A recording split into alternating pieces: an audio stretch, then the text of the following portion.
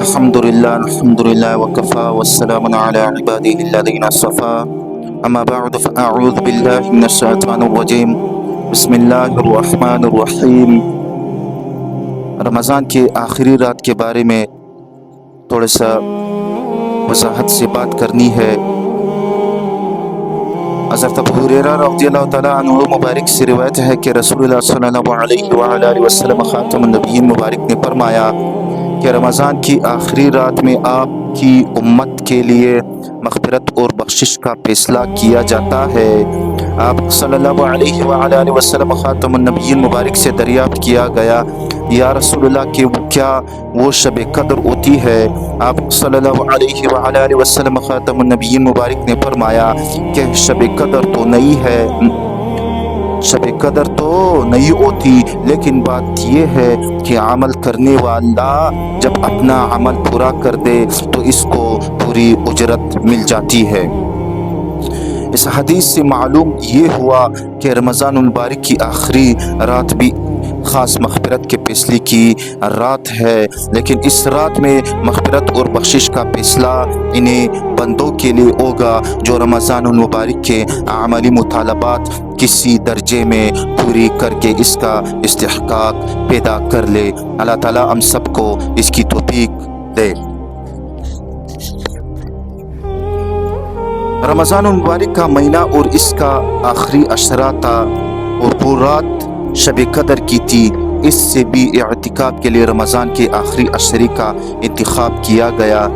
روح کی تربیت و ترقی اور نفسیاتی قوتوں پر اس کو غالب کرنے کے لیے پورے مہینے رمضان کے روزے تو تمام افراد امت پر فرض کیے گئے ہیں، گویا کہ اپنے باطن میں ملکوتیت کو غالب اور بہیمیت کو مغلوب کرنے کے لیے اتنا مجاہدہ اور نفسانی خواہشات کی اتنی قربانی تو ہر مسلمان کے لیے لازم کر دی جاتی ہے۔ حضرت ام المؤمنین حضرت عائشہ صدیقہ رضی اللہ تعالیٰ عنہا مبارکہ سے روایت ہے کہ رسول اللہ صلی اللہ علیہ وآلہ وسلم خاتم النبیین مبارک رمضان کے آخری عشرہ میں اعتکاف فرماتے تھے۔ وفات تک آپ کا یہ معمول رہا۔ آپ کے بعد آپ کی ازواج مطہرات اہتمام سے اعتکاف کرتی تھی۔ صحیح البخاری و مسلم شریف کی یہ حدیث تھی۔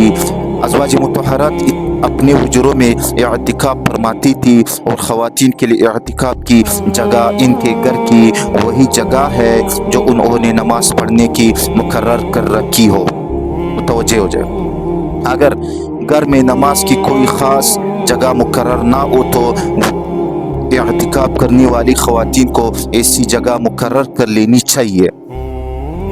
حضرت انس رضی اللہ تعالیٰ عنہ مبارک سے روایت ہے کہ رسول اللہ صلی اللہ علیہ وآلہ وسلم خاتم النبیین مبارک رمضان کے آخری عشرہ میں اعتکاف فرمایا کرتے تھے۔ ایک سال آپ صلی اللہ علیہ وآلہ وسلم خاتم النبیین مبارک اعتکاف نہیں کر سکتے تو اگلے سال 20 دن تک اعتکاف فرمایا۔ حضرت انس رضی اللہ تعالیٰ عنہ مبارک کی اس روایت میں یہ مذکور نہیں ہے۔ دیکھو، متوجہ ہو جائے کہ ایک سال اعتکاف نہ ہو سکے،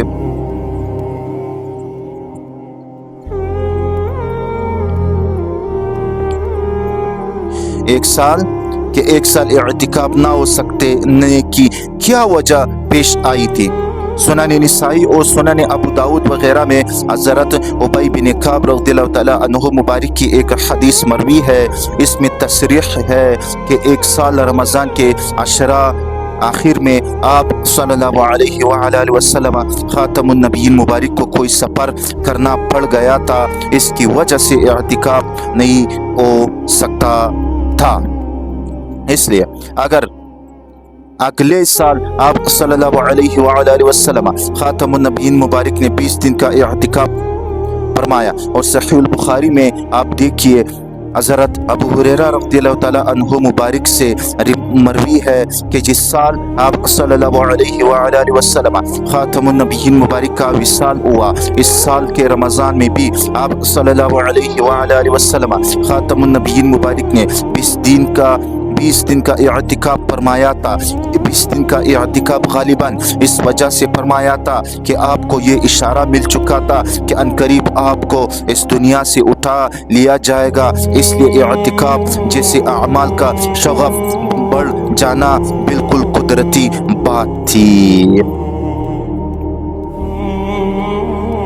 वादाए वसल छू शूदे नजदीक, वादाए वसल छूने शूदे नजदीक, आतिश शोक तेज तर गर्दू, आतिश शोक तेज तर गर्दू।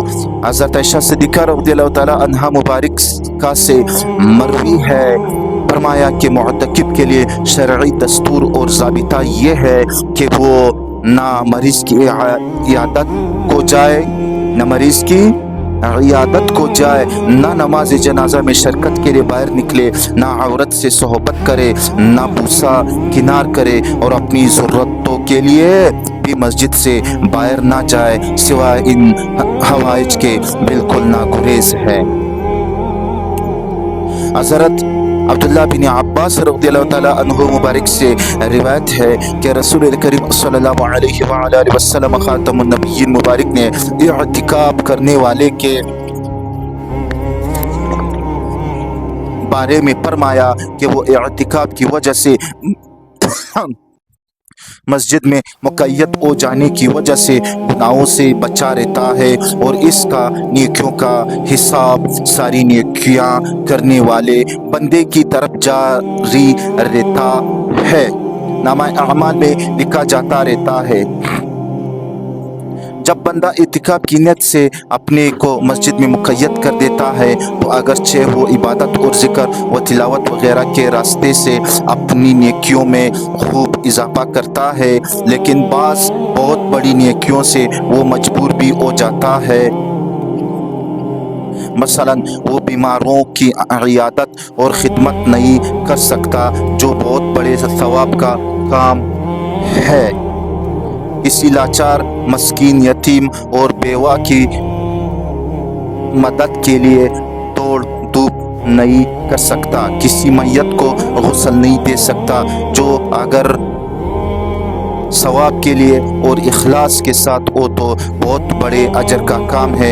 इसी तरह नमाज जनाजा की शिरकत के लिए नहीं निकल सकता, मैयत के साथ कब्रिस्तान नहीं जा सकता, इसके एक एक कदम पर गुनाह मुआब होते हैं और नेकियां लिखी जाती है। लेकिन इस हदीस में इअतिकाफ वाले बशारत सुनाई गई है, इसके हिसाब और इसके सहीफ़ा अमाल में अल्लाह ताला के हुक्म से वो सब नेकियां भी लिखी जाती है जिनके करने से वो इअतिकाफ की वजह से मजबूर हो जाता है और वो इनका आदी था। क्या नसीब अल्लाह अकबर लौटने की जाए है। वाखिर दावाना अनिल हम्दुलिल्लाहि रब्बिल आलमीन।